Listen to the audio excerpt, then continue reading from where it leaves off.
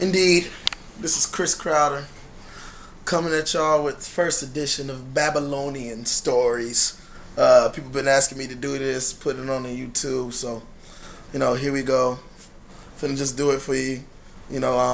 Earlier today, I was speaking with a man from a village. This village happened to be a holder of crops such as corn and wheat and rice. He happened to be the local medicine man there, and as we exchanged goods, he asked me if I happened to have a piece of silver. I said, why, quite I do. 30 pieces of silver I have for you, for a bale of rice. And he said, well, what do you have for me? And I said, well, let me think. If I look in my right pouch upon here, then I believe that I have 5 feathers from the finest eagles off the top of the mountain of Olympus. Then I thought again. If I looked in my left, then I had 2 brass coins that I found at the bottom of the sea when I was hunting for my treasure. Then I thought about my back pocket. Earlier I was traveling through a small renegade village where they had weapons and things of that nature, and I happened to receive of a mighty golden knife wielded by the great warrior himself, Achilles. He said, well, let me take the knife of Achilles. I said, for the knife of Achilles, you must give me more than your rice and your grain. I need something of substance, something that will make sense to this trade. So he said, okay. I have a daughter. I said, Coonage. A daughter. My God. What do you say? Go on. He said, yes, she's the finest woman in the land. Her hair is made of the finest golden willow mates, and her lips are like the wet seas of the Atlantic. Oh, she has large succulent breasts and the backside of a horse. I said, really? A horse that's been fed with the finest wine? He said, yes, a horse that's been fed with the finest wine. Really? I said, bring her to me, so that I may observe her and that I may be able to show her spoils of war. After I just chuckled like that, he brought her to me. I looked upon her, eyes fiery as the fire of hell, but still as beautiful as the wings of an angel in heaven. It was as if God came down himself and handcrafted this woman for me. I took her by her hand and I said, you are coming with me. I gave him the great mighty golden knife of Achilles and took the woman of God with me as we walked, as I'm doing now. We came back to my horse. We rode horseback all the way back to my fort, where I happened to work there as a recommendation of the army and also a musician of the army as well.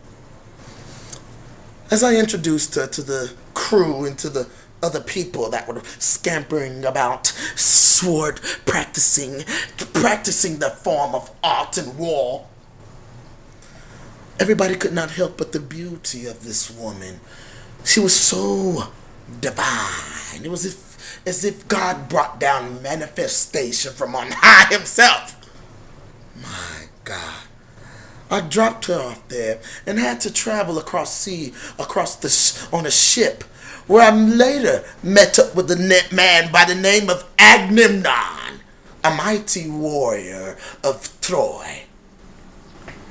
He tried to bargain with me for my fort and for my people.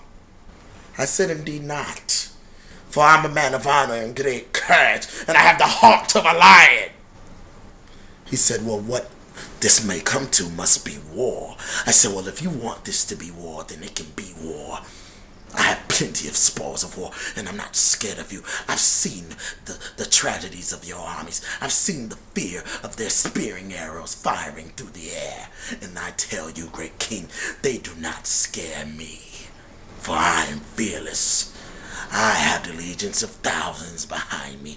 I have conquered Greek castles and Greek kings and Greek embassies. The very concubines kneel at my feet.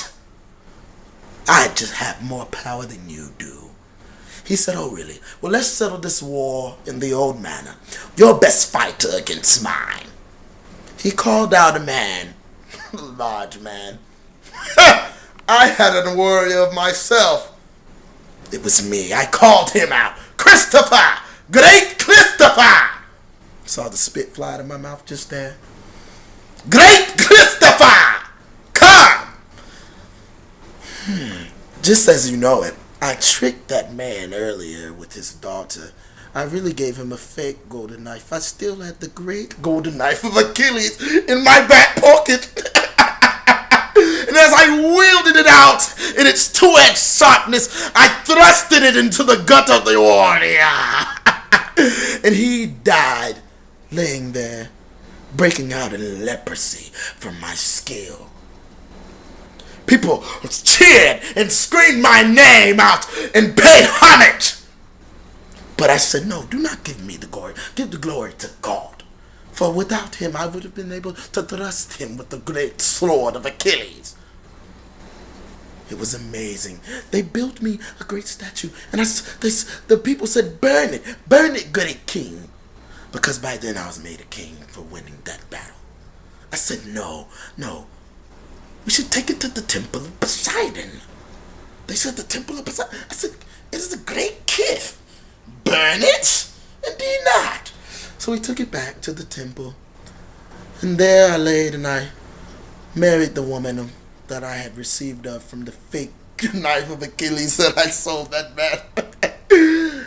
And we made love together. Of course, you know, it was the time to receive.